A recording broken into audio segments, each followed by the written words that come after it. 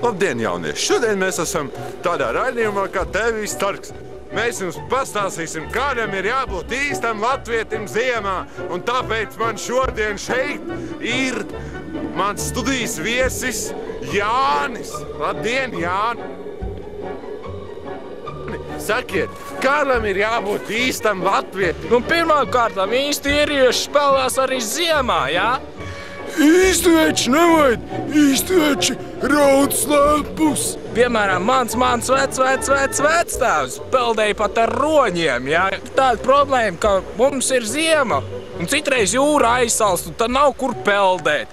Un, lai atrisinātu šo problēmu, mums jāatrod citu vietu, kur peldēt.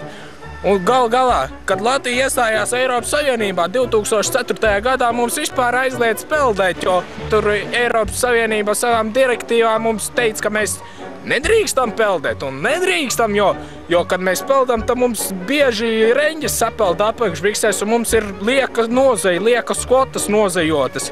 Un tā, policijas kungs saka, tā ir mazdzēļniecība, jā? Un tāpēc mēs esam atraduši alternatīvu peldēt sniegā.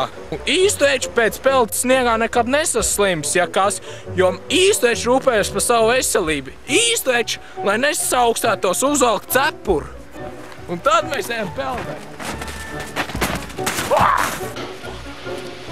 Tas lēns skrāpē, bet īstveči peld tik un tā.